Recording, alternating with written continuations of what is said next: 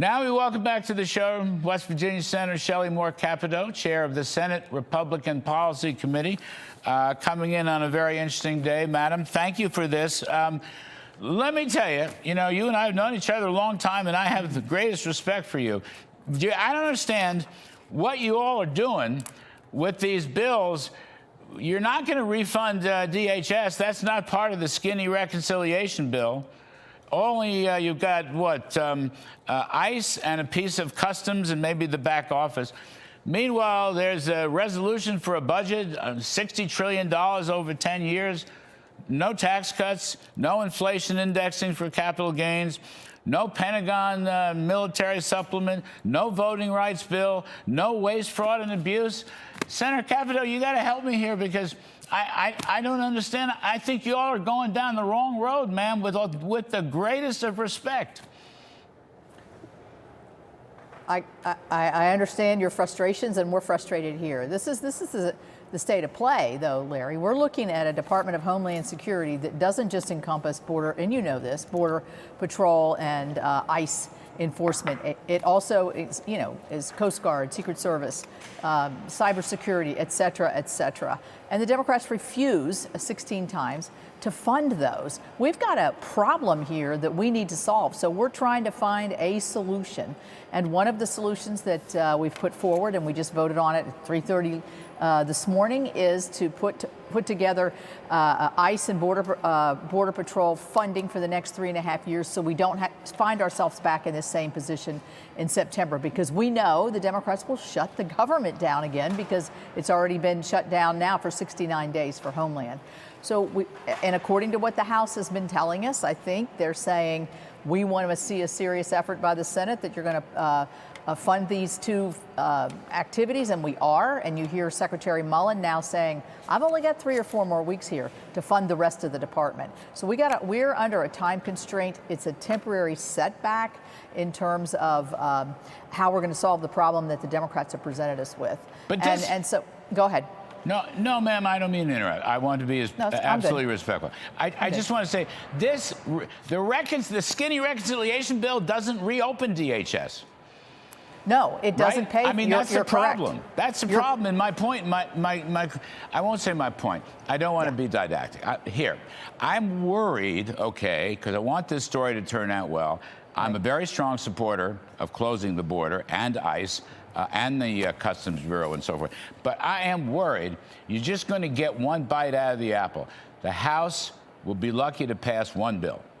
You know that, ma'am. You've been around a long time. One bill, okay? Now, I have not talked to Speaker Mike Johnson, but you get one bill. Why not put all of this, DHS, Customs, ICE, and then, wait a second, you got spending restraints, you got fabulous savings, offsets on waste, fraud, and abuse, what Emmett Oz is doing in L.A., what a lot of people are doing in Minnesota and elsewhere. Then you need some economic growth, man. We have, $4 a gallon.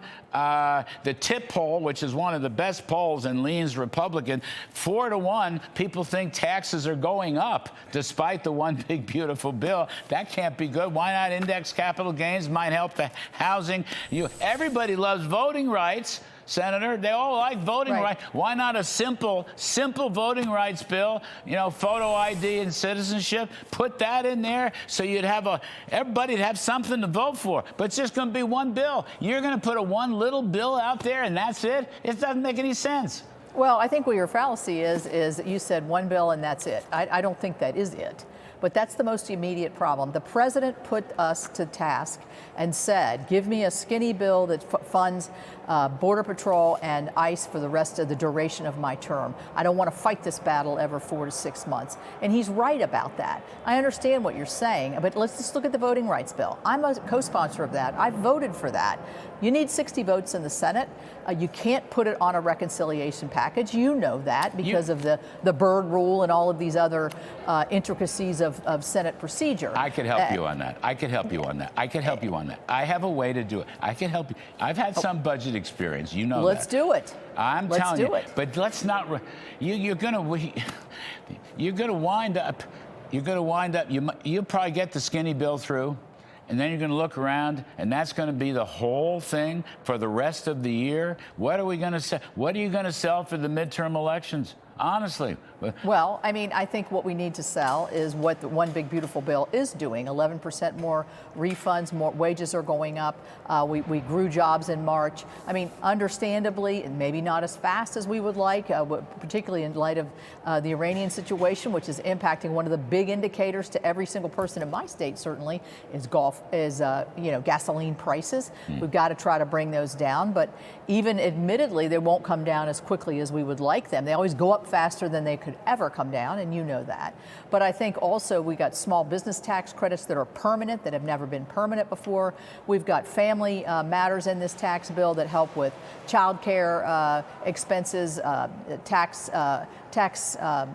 levels for stayed low. I mean, the Democrats would have let the taxes go up by $6 trillion. Yes. So we've done a lot. Listen, that bill is a good bill. I supported it. I campaigned for it. Everybody told me it couldn't be one bill. It had to be 2 or 3 bills. No. I'm with you on that.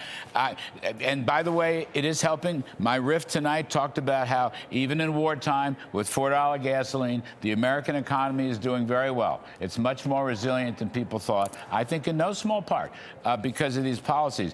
But then again, you know, what have you done for me lately? A lot of people are saying you need to do more. If you go home and don't have more product and go big, take a risk. I don't know.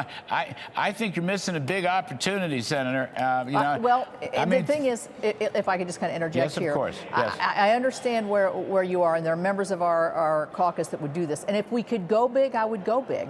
But the problem is, look how much time and effort and really angst it took us to get the first bill last summer, the Working Families Tax Cut. We don't have the time on Homeland Security to really devote that time to this. Is that a good reason? It's a reason. I wouldn't say it's probably the best reason, but it is a reason. I know, but I heard Senator Scott last night told me that ICE is running out of money. I don't agree. Respectfully, I don't agree. I know these numbers. We put a lot of money in last year for all that. But whatever, I just think you have to be bold, pro-growth. And incidentally, part of this is using the offsets from waste, fraud, and abuse. You know, these numbers coming out of all this corruption in Los Angeles and Minnesota and New York, you know, the big states. You got to use that to put up I'll learn more, Senator Capito, but to put up a budget resolution to spend $60 trillion over 10 years without offsets, without tax cuts, to me, it makes no sense whatsoever. But look, thank you for coming on the show. I hate to argue with you. You know what? No, I don't we have another strike at the ball here. We have another strike at the ball. You know that. That's we know what that. it is. We've got months. I want you to. That's it. I want you to swing from the heels. Okay. Thank you, Senator Shelley Moore Capito, the great state of West Virginia. We appreciate your time very